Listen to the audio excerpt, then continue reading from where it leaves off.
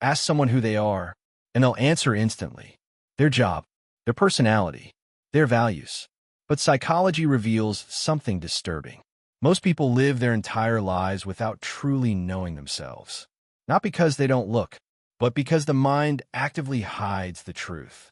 Today, we're exposing why self-knowledge is rare, why introspection often fails, and why philosophers have warned for centuries that knowing yourself may be the most uncomfortable task a human can face. This video isn't about motivation. It's about confrontation. The ancient command everyone misunderstood. Above the entrance to the temple of Apollo at Delphi was written, "Know thyself." Most people read this as encouragement. The ancient Greeks saw it as a warning. Socrates believed self-knowledge required recognizing ignorance first. In Plato's Apology, Socrates concludes that wisdom begins not with answers, but with admitting how little we understand about ourselves. Self-knowledge was never meant to be comfortable. It was meant to destabilize false certainty. The illusion of introspection. People believe they understand their own minds. Psychology disagrees.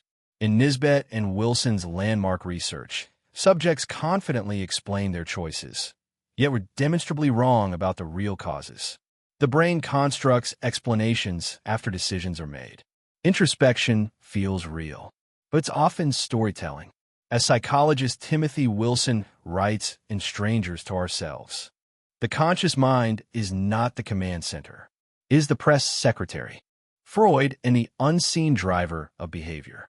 Sigmund Freud shattered the idea of self-transparency. He argued that the unconscious governs far more than conscious intention. Desires we deny, fears we repress, motives we rationalize. Modern neuroscience supports this. Studies show decisions are initiated milliseconds before conscious awareness. Meaning comes later. Agency feels real, but control is partial. Why the ego blocks self-knowledge. The ego's primary function is protection, not truth. Psychologist Carl Rogers showed that people distort self-perception to preserve self-worth. We remember our successes vividly. We justify our failures creatively. The mind edits memory like a public relations department. Self-knowledge threatens identity, so the ego intervenes. Jung and the shadow you avoid. Carl Jung introduced the concept of the shadow, the traits we reject in ourselves. Anger, envy, insecurity. Rather than integrate them, we project them onto others. Everything that irritates us about others can lead us to an understanding of ourselves. Jung, avoiding the shadow feels moral, but it prevents growth. Personality is less stable than you think. People describe themselves as fixed. Science says otherwise. Longitudinal studies show personality shifts across decades. Context shapes behavior more than traits. The fundamental attribution error causes us to mistake patterns for essence. We confuse habits with identity, and certainty with truth.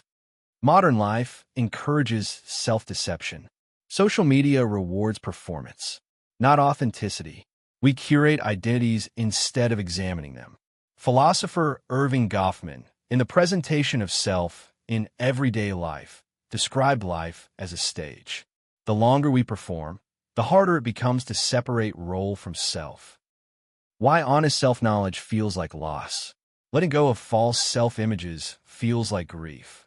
Psychologist George Kelly noted that people resist change not because the old self works, but because it is familiar. Illusions provide continuity. Truth demands reconstruction. The cost of not knowing yourself. Unexamined motives control decisions. Unseen fears shape relationships. Hidden insecurity drives ambition. As Socrates warned, the unexamined life is not worth living. Not because it lacks pleasure, but because it lacks agency. How real self-knowledge begins. Self-knowledge does not begin with affirmation. It begins with observation.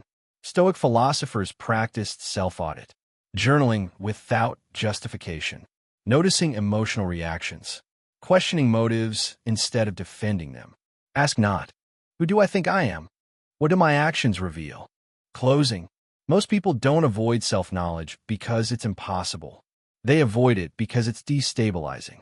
Knowing yourself means abandoning comforting stories, facing contradictions, and accepting complexity. The truth is not hidden. It's protected by the mind itself. If this video felt unsettling, you're closer than most. This is TruthLens.